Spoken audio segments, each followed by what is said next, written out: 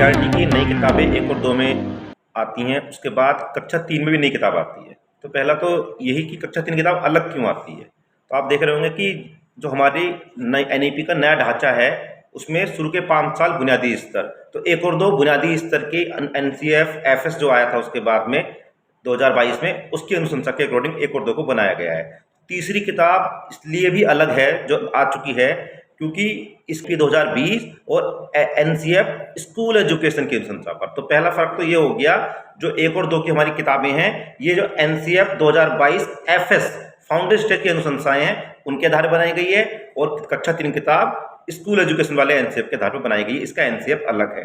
तो हमें इसको कक्षा 3 किताबों को समझने के लिए उसकी अनुशंसाओं को जानना बहुत जरूरी है।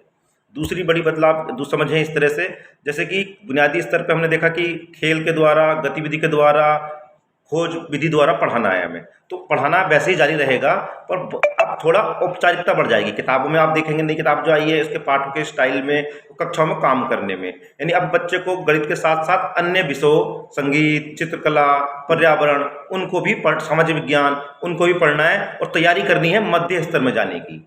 तो ये एक ट्रांजिशन फेज है कक्षा 3, यानी कक्षा 1-2 में जिस तरह से उसका सीखने सिखाने का हम काम कर रहे थे, कक्षा 3 में थोड़ा सा और औपचारिक और फॉर्मल तरीके से हम पढ़ा रहे होंगे, जिससे कि वो अगले स्तर पर जाने के लिए बच्चे, क्योंकि अगले स्तर पर थोड़ा और एब्स्ट्रैक्शन और औपचारिकता बढ़ेगी, तो उसकी एक तैयारी के लिए देख रहे हैं। 3 से लेकर 5 तक इस तरह से एक ही तरह से हमें चलना है। इसको हम बोल रहे हैं आरंभिक स्तर। तो आरंभिक स्तर स्कूल एजुकेशन वाले एनसीएफ से है।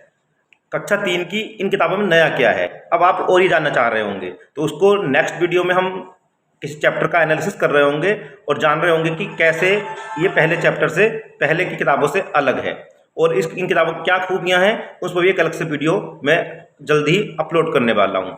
वीडियो आपसे मिस ना हो, इसके लिए कीजिए आसान सा काम, चैनल को सब्सक्राइब, नोटिफिकेशन को ऑन, जिससे कि वीडियो के लेटेस्ट अपडेट आप तक जल्दी पहुँचते रहे। तो बने रहिए लर्निंग कम्युनिटी का हिस्सा। जय हिंद, जय भारत।